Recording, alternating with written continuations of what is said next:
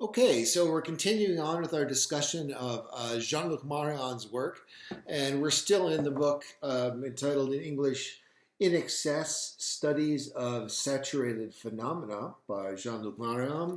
And we're dealing with chapter 3 today and also in our next video, which is on the idol. The title is The Idol, or The Radiance of Painting. And what first strikes us here about this essay is the perhaps unexpectedly positive attitude that Marion is taking towards the idol. Of course, we're conditioned by our culture to think of the figure of the idol and idolatry in a negative light.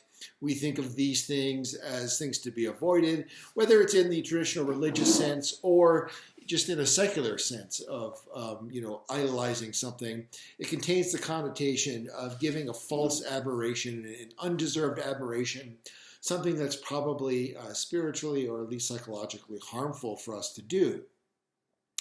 And indeed, when he contrasts it with the icon in God Without Being, you definitely get the sense from Marion that we're downgrading the idol in comparison to the icon.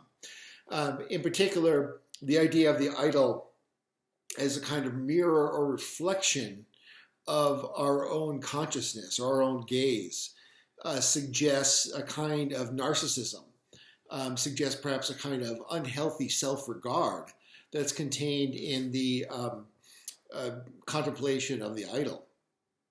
Also, there's an idea that will reappear in this essay, but with a much less negative connotation, of the way in which the idol fascinates the gaze. It holds the gaze captive.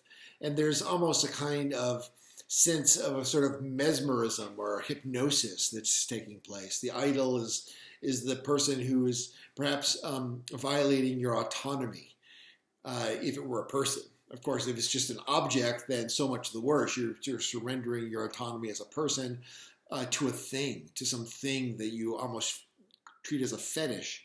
And that suggests, again, a kind of psychological unhealthiness. In this chapter, though, there's a connection that Marion is more concerned to make between the idol and his general concept of a saturated phenomenon that we discussed earlier as a central notion in Marion's phenomenology, a way of understanding how the invisible can become visible. And the idol is one of the ways in which saturated phenomena appear. And the idol in this case is one that is, it allows certain possibilities. It allows certain modes of the appearance of the invisible that seem to be much more positive in this particular context than they did in the original context that we looked at in God Without Being. So let's look and see how Marion situates this. And as with our earlier discussion of the icon and the endless hermeneutic, which is actually a later chapter in this same work, in this chapter, Marion is pretty clearly situating the phenomenon of the idol in relationship to perception in general.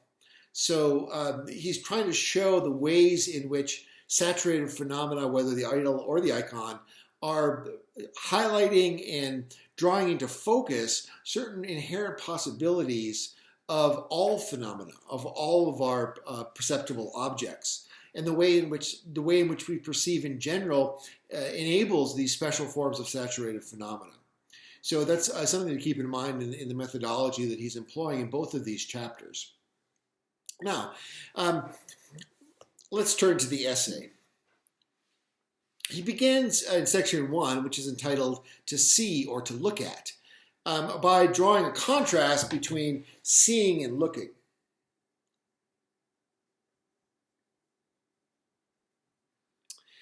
And to summarize the basic way in which he frames this, first of all, he starts by saying the visible surrounds us. Visibility is everywhere. Visibility is inescapable to us.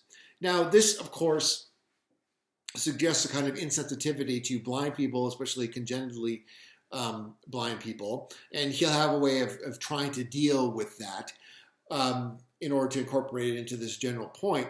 But the picture it creates initially is the way in which, for people with normal eyesight, the visible is something that's always with us. It's inescapable. It's sort of like the way in which the water is always surrounding sea life, like a fish. So, if we want to sort of visually schematize this, we might describe the realm of the visible as if it were a kind of medium like water, where visibility is just this kind of undifferentiated, sea that we're immersed in all the time.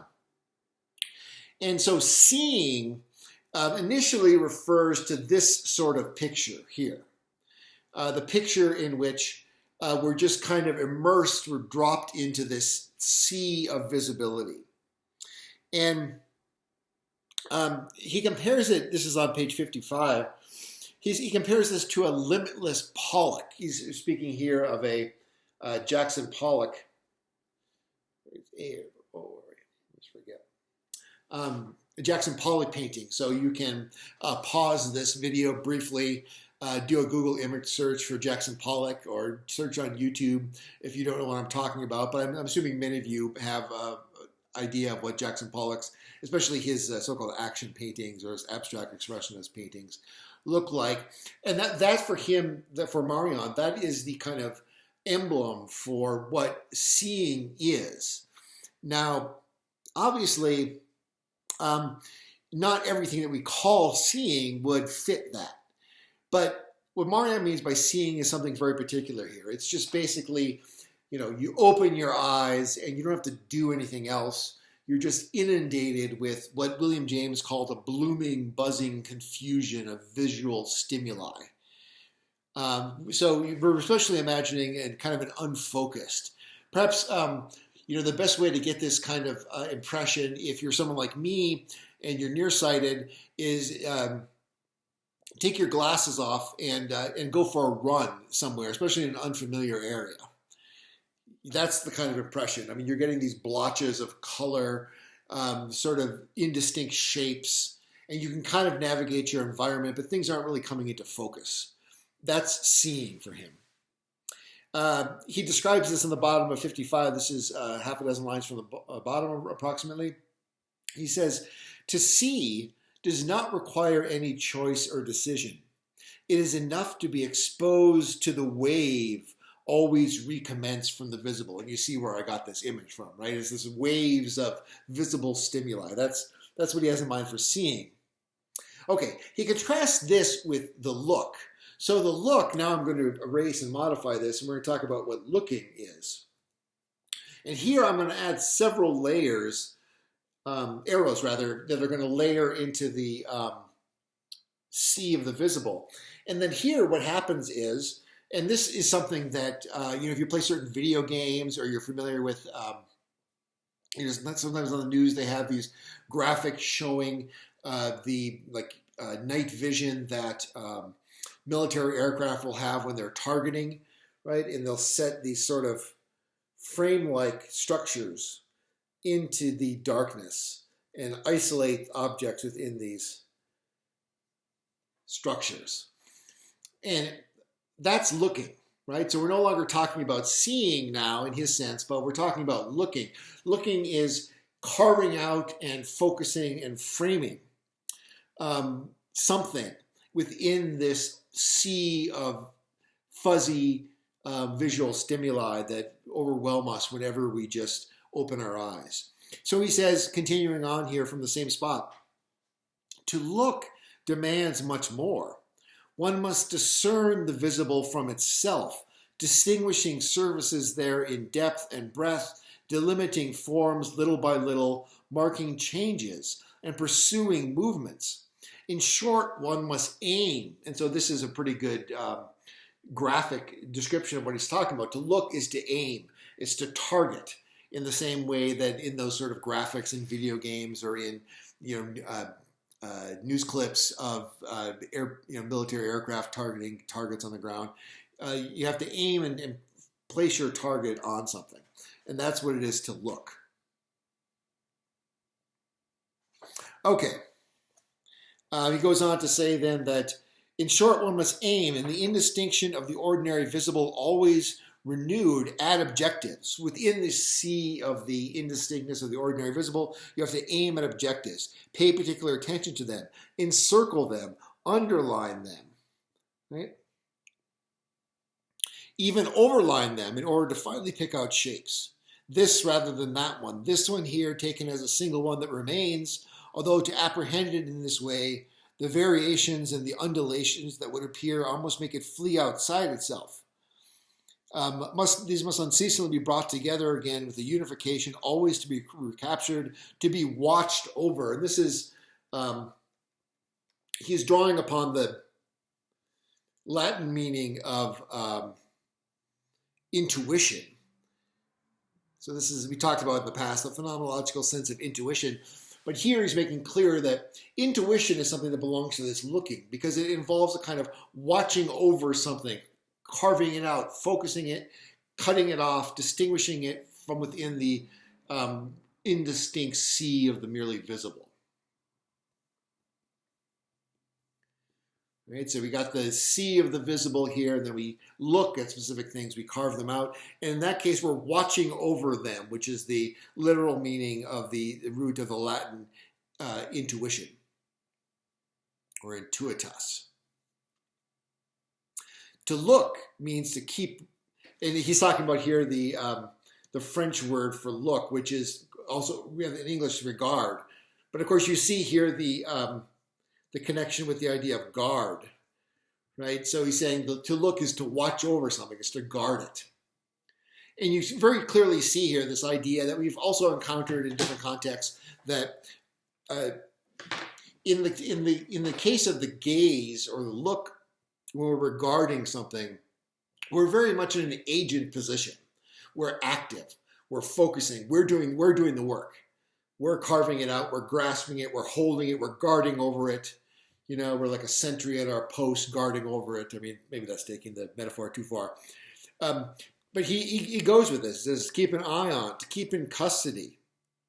It comes back to imposing ends on the visible, boundaries, making objects of it. So this is very much tied to, all of this is very much tied to the function of objectification. Right? Objects result from this process of looking, watching over, intuiting, regarding, which is a kind of guarding, and then you get objectified visuality, if you can use that term. And then this organizes the field of the visible. So we no longer just have this kind of open-ended, boundless visibility, but we have objects that provide us with coordinates. You know, we know where stuff is because we can point to it and say, well, that's next to the sink in the kitchen. That's next to the the chair in the corner of the bedroom. You'll find it there, right? So the objects provide a kind of organization to our life world and organization to our environment, which otherwise would just be a kind of more closer to a kind of animal sentience, maybe just a kind of opening up to visuality. So he summarizes this on 57 when he says, to look at, therefore, means to resist the flux of the visible. The rising of l'invu, that's the, this one, not déjà vu, but l'invu, the unseen, right? That's what that refers to, the rise of the unseen.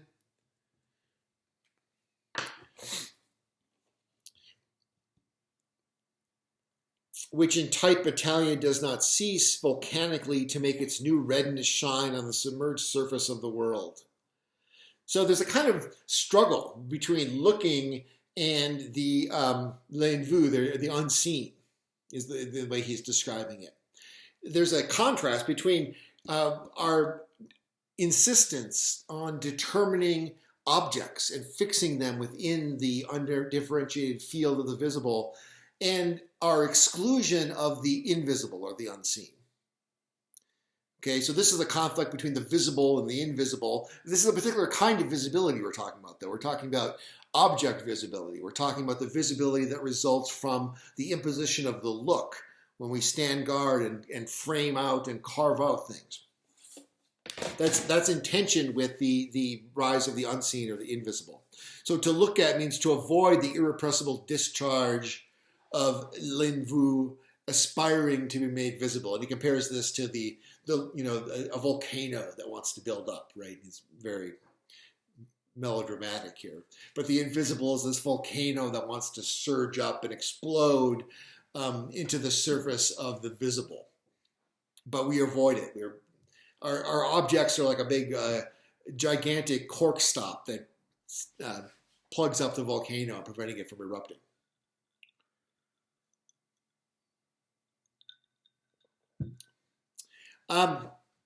Now, the issue of excess. Okay, so you can think of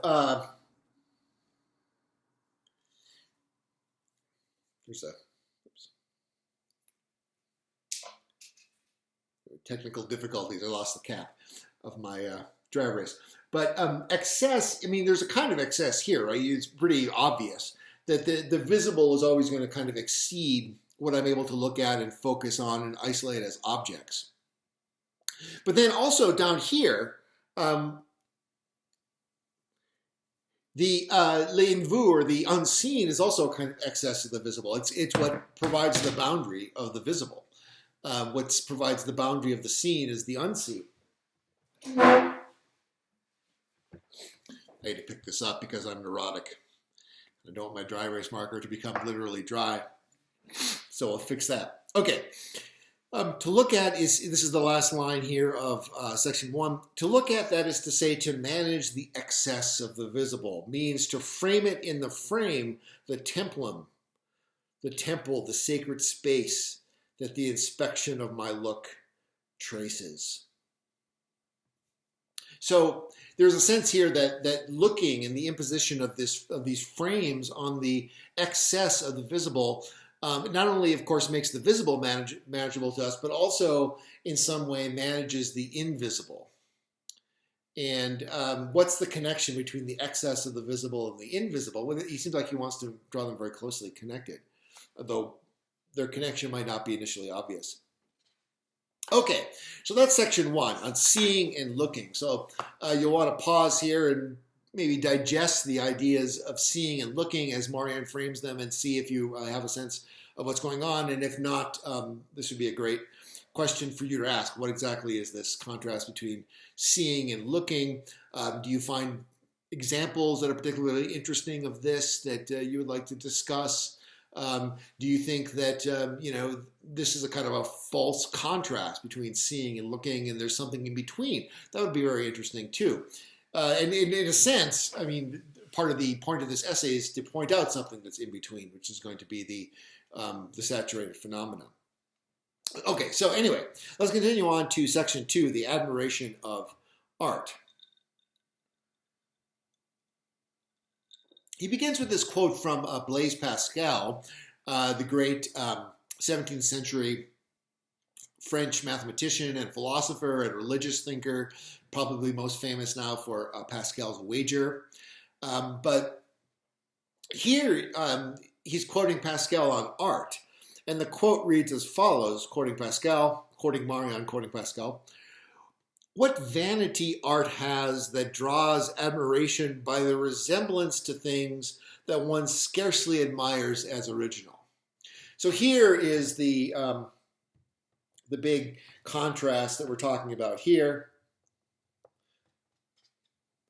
I forgot my big eraser.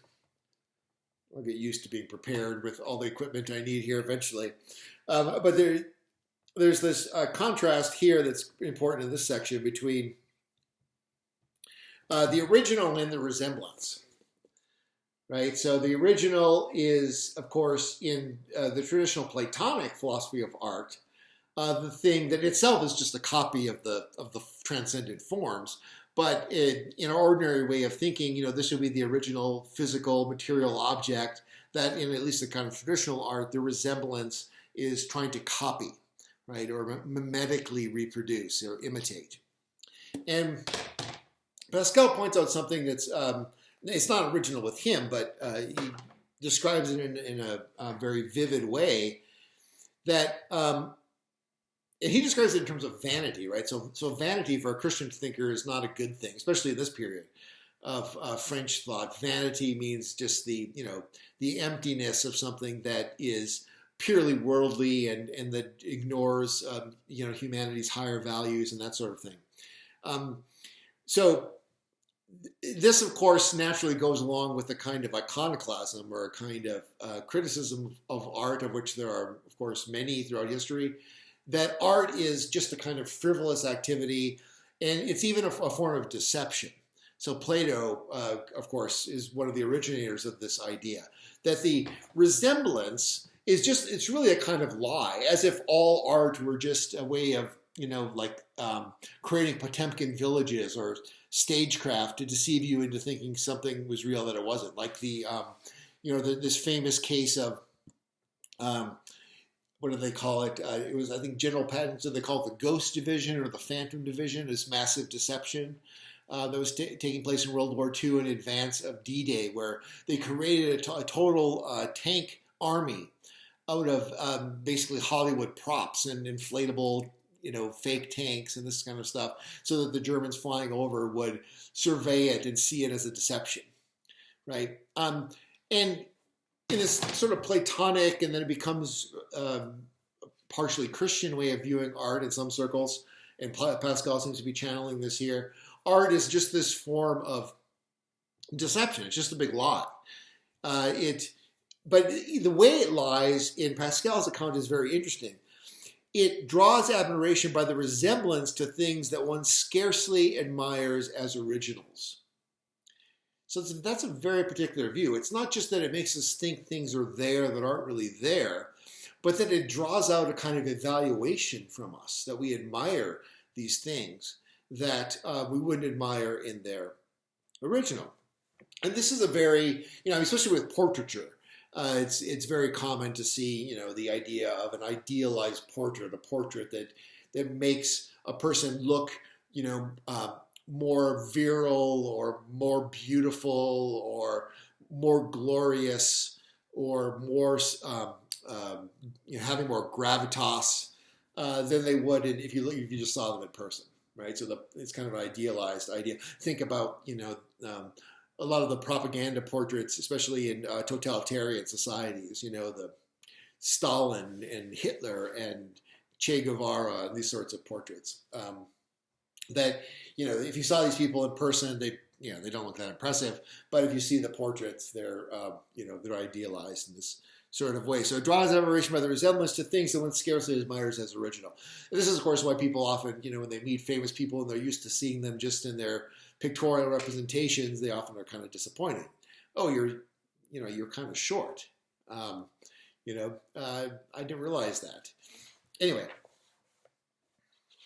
so what is Marion going to do with this? On page 58, he describes the mechanisms by which resemblance differs from the original in a way, as a way of trying to explain or to understand how the resemblance can elicit more admiration than the original. And here, especially since Pascal's writing in the 17th century, I think getting away from portraiture and that sort of thing, probably a cleaner example, because of course when you're dealing with portraits, your mind is filled with all kinds of ideas about what you think about the person's character who's being portrayed and so forth. Think about like a Dutch still life, right? You can, again, pause the video and do an image search if you're not familiar from your own experience with what I'm talking about. But you're dealing with, everyday stuff. You're dealing with like a broken crust of bread, right? You're dealing with fruit and things like this that are portrayed within Dutch still life with this kind of beauty and like almost mystical quality and a kind of solemnity. I mean, it's almost like a religious sort of sacrament that you're viewing. And it's just ordinary stuff on the table that wouldn't impress you at all if you just saw it on your table. You know, a few apples and oranges and half a loaf of bread that people are breaking with their hands. But in this Dutch still life, it has this kind of quality. And some people have tried to explain that just in terms of the delight in, you know, the verisimilitude that the artist is able to create. But I think most people who, you know, have a direct encounter with these paintings wouldn't find that to be an adequate explanation. So what is it about the resemblance that gives it the advantage over the original?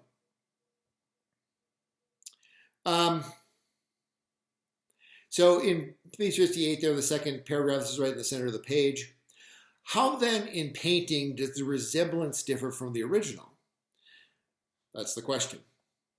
It is distinguished from it in stealing admiration from it. So there's this kind of theft of admiration, which is a strange, right? It's almost a personification of the painting, but the painting steals admiration from the original. So how does it do this? Well, that's going to be explored. But first, just the phenomenology of this, the stealing of admiration. Thus, since to admire indicates a manner of seeing, we must conclude that the resemblance provokes more vision and summons the look more than the original does.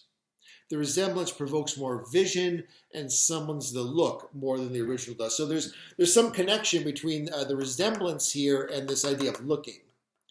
That the original somehow fits more into just this seeing, right? That the undifferentiated seeing of things. Although, of course, we may look at things in physical, in their physical form, as carving them out in these ways from the sea of the visible. But there's something about the resemblance that does this more strongly. So you see that, I mean, you can intensify this little framing device, right? You would darken it a little bit here. And you can say that, well, what's this? So this is a darker one, right? This is a stronger sort of carving out. And that's what the resemblance does. There's something about the resemblance that has this sort of more isolating factor that's going to carve out the object, the painting, in its look more strongly, more vividly, with greater definition than in the case of the physical original. So again, to admire indicates a manner of seeing. We must conclude then that the resemblance provokes more vision and summons the look more than the original does. It does not double the original. That's a crucial point. So this isn't a crude, mimeticism or crude imitation theory that would say, well, basically painting is just a poor man's version of photography. Before we had photography, we had to rely, a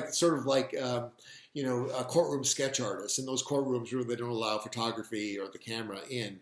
Of course, in the evening news, you have the courtroom sketch artist provides these often pretty rough sketches. And clearly, if you could have the camera, if you could have the photograph, you'd much rather have that than this very sketchy, in every sense of the word, sketch that the sketch artist did. So he says that it doesn't double the original. That's not the way to see it. It's not a kind of poor imitation, but rather that would make it more, that would make it just a weak, kind of a pale echo, a shadow of the original. And that's the way Plato frames it, but unjustly on this way of understanding the relationship between the resemblance and the original. But to see the resemblance as a kind of shadow or echo or impoverished version of the original is not fair. The radiance of the first visible remains the ultimate reference, but confiscates from this original radiance and reduces it to a disqualified beginning, obscure, even forgettable. The resemblance demotes the original. He also describes it in terms of this metaphor of one runner overtaking another in a race, right? So the resemblance overtakes the runner in the race. Along what dimension? Of course, in a race, literally, we're talking about one runner getting closer to the finish line at a faster rate than the other runner. But in this case, what he's describing is the way in which the resemblance, he says, goes beyond the original in its radiance. the radiance of the visible. Every visible has a kind of radiance. For something to be visible is for it to present itself to us radiantly in some way. And the resemblance radiates, is more brilliant than the original. And that's the way in which it steals the admiration or confiscates the admiration from the original. The resemblance shines with a radiance so intense that it goes beyond the original, that it doubles it, just like in a race a rival overtakes the one for whom he or she catches up with and steals from that person the attention of all the spectators. The resemblance alone seems, appears, shines, sparkles. So the resemblance, there's this ambiguity, right, in the notion of resembling, if you think of it in terms of seeming or appearing.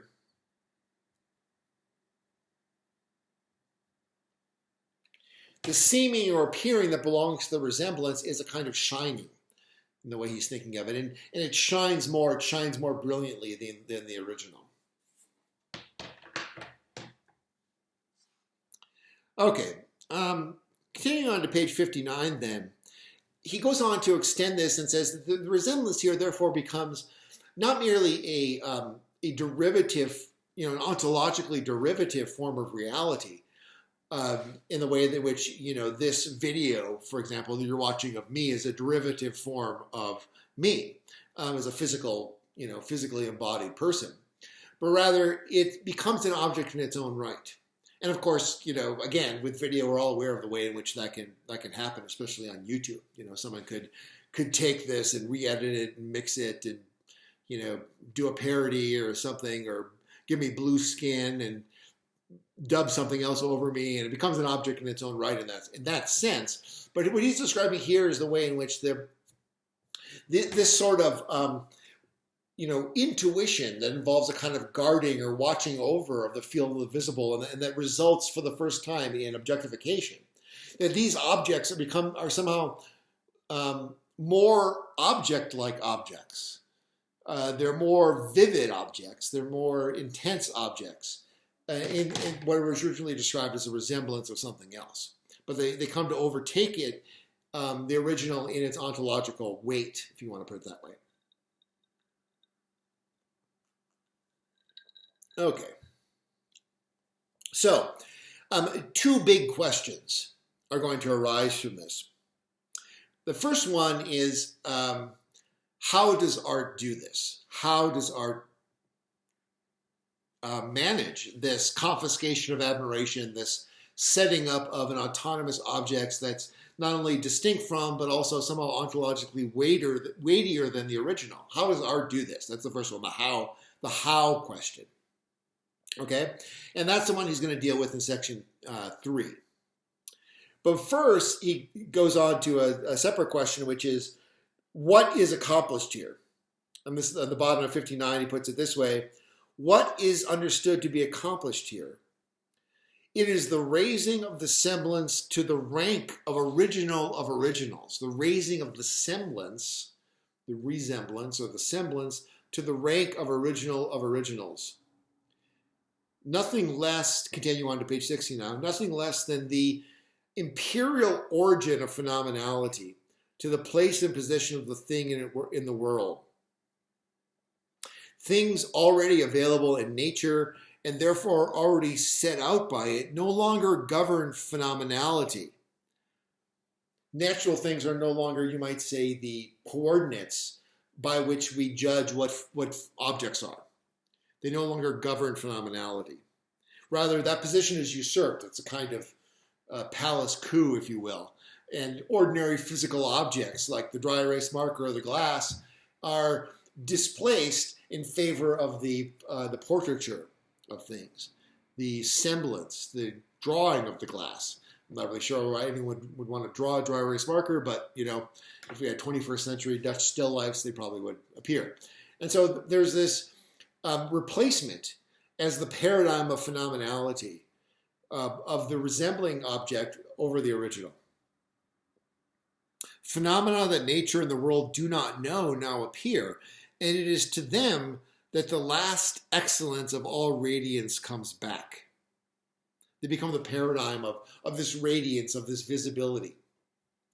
what comes into focus in these sorts of acts of looking, right? The radiance comes in. They confiscate all aberration that a look has at a given time. The look cannot refrain from consecrating all its admiration and all its available power to these visibles that the painting imposes on it. So there's a dazzling visibility, he goes on to say. And of course, this is the kind of language that we saw in the chapter of God Without Being, the idol and the icon, that he associates with the idol. And indeed, at the bottom of this page, on page 60, he says, this is the way the idol is accomplished, through the dazzling, fascinating, radiant visibility. And paradigmatically, what happens here is, I mean, if you think of these, rather than as these sort of frames that are imposed by the look, if you think of them as sort of like, magnetic nodes within the realm of the visible, or gravitational centers. We think of a galaxy, and there are these bodies, these heavenly bodies of meteors or asteroids or whatever that are floating around, comets. This is representative here of the idol or the resemblance in the painting that contains this, paradigm of radiant visibility. And what it does is it gravitationally or magnetically sucks the monkey brain of visibility, or of seeing, rather, I should say, because we're talking about the subjective side, the monkey brain of seeing that just fritters around in this sea of visibility. The minnow brain, maybe I should say, going all over the place. And it draws it to itself, and it sucks it in, and it holds it within that frame. That's what the idol does.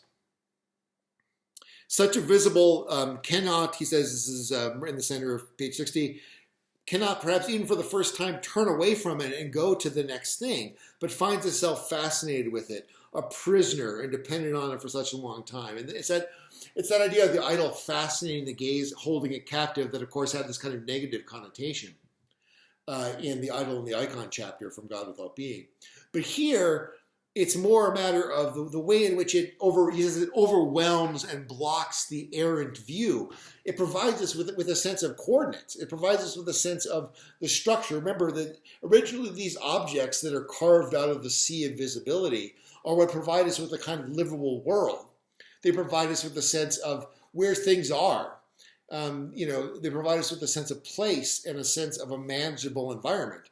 And what he's saying here is that the idol, or the painting, with its radiance, provides us with that par excellence, provides us with that to a greater extent than any regular physical objects. Now in 61, there's another interesting aspect of this, which is the way in which the idol measures my look. And here we're back to this idea of mirroring, the mirror. The idol is a kind of mirror of myself. But what he's saying here is that what constitutes an idol for me tells me something about myself, perhaps in the way in which the icon tells me something about myself too. It tells me something about the measures of my own consciousness, what I can bear of phenomenality. What I set my heart on seeing, it denudes my desire and my hope. What I admire judges me. So, I mean, you could think here of, some kind of vulgar examples, like the person who idolizes like a automobile.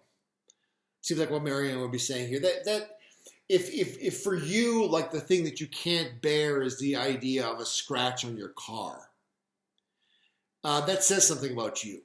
that says something about what sort of the limits of the visible are for you. And for such a person, I mean, to appeal to them with ideals of transcendent religiosity, or even of the beauty of a human being or the beauty of art, it's going to probably fall on deaf ears, right? They're what they can bear of visibility is much narrower than that, and stuff like brilliant art is just going to pass over their heads, or actually it's going to sort of just appear like a blank space to them because it's beyond what's visible to them.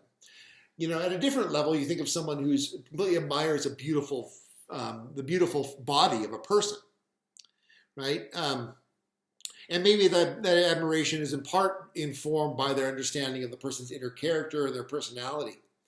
But that visibility is going to be focused and limited to, the visible appearance of that body. And beyond that, appreciating more abstract forms, appreciating, the visible appearance of the iconic appearance of more abstract ideas. This is not something that, again, is going to register with such a person. I think, and you can think about this. I encourage you to think about examples of this idea of the idol being the measure of what's visible for me. Read over that section in the first paragraph in section 61 and see what you think about this idea that what I admire, what captures my vision in the way that an idol does, what captivates it, judges me. Right? My idol judges me. So he connects this then with he makes the point here, which he doesn't develop very far. This would be another area that'd be great to have extended discussion on. This, of course, gives some indications of the connection between aesthetics and ethical judgment in various ways.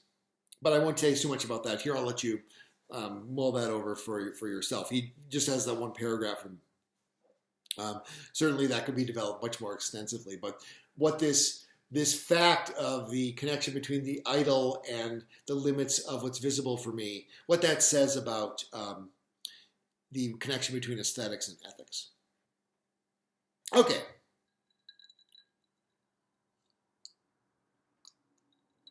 So that's the question of what is accomplished. What's accomplished in this sort of fascination of the gaze through resemblance is the setting up of an idol. The idol, he says, is accomplished. The idol becomes a reality when the visible is set up in this way. But remember, the other question was, how is this accomplished? And that's when we get to the frame of the painting. And here there's a rather ingenious connection I think Marion makes. Kind of obvious when you think about it, but of course, the best philosophy oftentimes is pointing out obvious things that seems like no one else thought to point to. But insofar as the look, right, I already kind of anticipated this in terms of this idea of this kind of sight in the sense of the sight on like a sniper rifle or something like that, or the sight on a bomber. It becomes a kind of a frame. And what's accomplished through the idol is, within the painting, is a kind of framing. And that points to the function of the frame of the painting itself. And he initially presents this as kind of a paradox, because it seems like there's a tension here initially within the phenomenon of the idol, or the painting as idol, between the frame and the frame and the saturation. So the painting has a frame, but it also has a kind of excess. It's an excessive phenomena. That is to say, it transgresses the bounds of visibility. But how can it transgress the bounds of visibility if it's captured within a frame? It seems like there's very clear bounds. Right? There's a very clear boundary, namely the boundary of the picture, like that. And so what is it about the painting that creates this saturation if it's bounded within a frame? Okay. So they seem to contradict each other, and the answer is to kind of make a virtue of necessity in a way. The excess actually increases within the frame. That's the solution. How does he put this here? He says, it only puts to end a failure to appear of the original. That is, there's something about the frame that enables a more intense and more complete visibility than in the original. And that is like, if you look at this painting behind me, which I do not claim is a good work of art, it's just like, I couldn't afford a great work of art. It actually is a real painting. I couldn't afford it. Anything better than this, so I have this bit of hotel art just so I don't have a blank wall. I don't claim it's great art. I'm sure some of you are probably questioning taking a continental aesthetics class or any class in aesthetics and someone that would put this in his living room. But a place for everything and everything in its place, right? But part of the idea he has in mind here is like, if I ask about these cactuses behind me, what's on the back side of the cactus, right? Is there something I don't see on the other side of you see the mountain back there, right? Or the little, what is that? It's like a little butte or something like that. If I ask, well, what's on the other side? Is there a town on the other side? Or, and these are nonsensical questions. It doesn't make sense to ask those questions. Everything is visible in a painting. There's no, it's not like with the book, use the example of the book and the 6 sides of the book. And obviously when you're looking at a physical object, there's always stuff that's not visible. What's down here is not visible.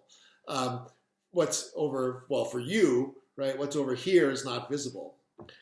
This is visible to me, but that's just because I can see the screen. But these sides are not visible, right? And no matter how I turn it, now I've just kind of displaced the invisibility, right? We talked about this in connection with this basic idea of app presentation. So there's a deficiency of physical objects. There really is stuff that I need to app present of the physical objects that I need to add to my actual visual presentation of it. But with a painting, that's never the case. So the frame, which of course enables the painting to have its own world, so to speak, actually enables everything to be visible. It enables a more complete visibility than we find in the physical object. And so there are some, he gives these very interesting analyses, which you can read for yourself, and I encourage you to do so. You really need, these are phenomenological analyses, so you really need to read the whole thing. I'm not going to take the time to do it here, but on page 64 and 65 of these paintings by Cezanne and Caravaggio, the Saint Victor of Cezanne and Caravaggio is a conversion of St. Paul. Very well-known paintings. I encourage you again to briefly pause the video, do your Google image search, take a look at the paintings, and at this time read what he has to say about them as examples of sort of this point, this general point I've been making. But there's a kind of perfection of visibility within a painting precisely because everything is out there to the eyes. There's no backside of things that we can't see. So I'll let you think about that point and raise questions and objections about it. But the how then of how the painting does this is precisely because the way he would summarize this is to say that what we're seeing is actually not just a representation of physical objects, but we're seeing the artist's vision. It's really fundamentally the artist's vision that's being represented. And so we see all of that. We see all of the artist's vision. So nothing is missed. He ends the section with a discussion of Paul Klee and some of his paintings. Again, same procedure. I encourage you to look this up for yourself, read his discussions, and see if you can make sense of it. And if you have questions, of course, about, you don't really see how he's interpreting these paintings and the way he describes them, I would very much encourage you to raise those questions in the commentary section, and we can hash it out a little bit. So what I think I'm going to do is I'm going to stop for today then. We're just a little over the halfway mark, and we'll begin with section 4, the most visible, next time, and do the final 2 sections of this essay in the next video. See you then. Stay healthy.